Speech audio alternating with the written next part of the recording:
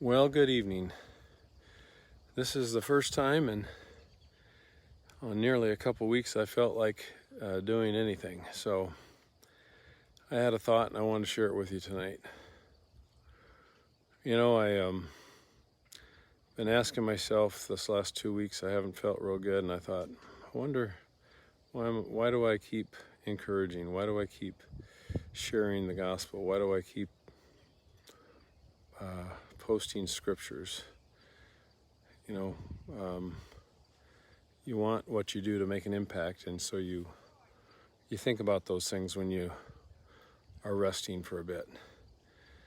And I was reminded of a story, a book I read back in the mid-'80s.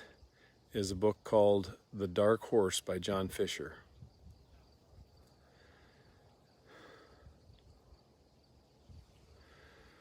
And the book is called The Dark Horse by John Fisher, and the context is the setting of a white horse ranch. And I'm not talking race. There's a lot of thought about race today, a lot of talk about race. This has nothing to do with race at all. It has everything to do about righteousness and sin, or perceived righteousness and sin. And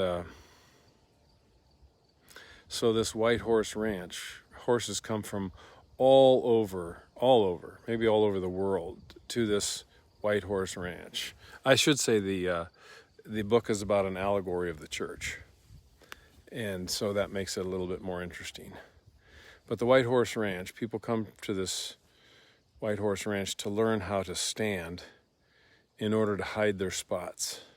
They get fresh mash in the morning, they get rub downs, they get new hay at night, and then they go to these training sessions on how to stand so that no one can see their spots. And one particular horse, the only spot he had that was white was on his rump. So he had to back into every place he went. I thought that was kind of a funny twist that John Fisher said. Anyway, so these horses go out into the arena every day as well, and it's out into the big pasture, and there's a dark horse that comes alongside the fence and begins whispering to some of the White Horse Ranch attenders or members. And after a few days, he gets them to jump the fence and run free with him. And so they start running. These white horse ranches start running with the dark horse. And now, why would you run with the dark horse? That's the antithesis of why they're at the White Horse Ranch. To follow a dark horse is odd. So anyway, they're running out into the free plains, and then in time some plains horses join the group and they begin running together, and they're all running, and it feels good to be out of the ranch and to be free and to be sweaty and knee and throw your head back, and they run, and they're finally, after a long time, they're getting tired. They say, I wonder when we're going to get a drink. So they stop by a pond for a drink, and one of the White Horse Ranch horses says, where are we headed? Where are we going? Why are we running this way? And the dark horse says, we're running toward the enemy camp. And boy, that brought a bunch of wee, yay, we're going to go engage. We're in battle. This is what we're about. Remember, this is an allegory of the church. So they're all excited about that. And then one of the plains horses raises the question, well, how long till we get to the enemy camp? And the dark horse turns around and says, hopefully never. Well, that sends a cold chill through the whole pack, and they all start wondering, what is that? We're running towards the enemy camp, and we hope we never get there? Finally, one of the plains horses speaks up and says, now what kind of donkey talk is that? We're running towards the enemy camp, and we hope we never get there? That doesn't make any sense at all. What do you mean? So the dark horse turns around again and says, well, we are chasing the enemy, and the enemy must always flee before us because he sees the light of the white one in our eyes.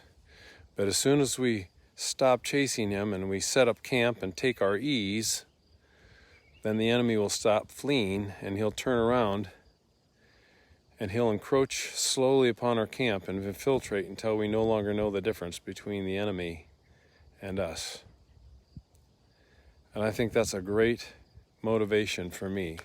It always brings me back to the fact that as soon as I stop doing what I'm doing, I take my ease, I stop chasing the enemy, and he has a chance to get back. Now, that doesn't mean that we don't have engagements and skirmishes and challenges like we've had here recently, but we have to keep chasing the enemy. That's part of the Great Commission. That's why we go out and we share the gospel.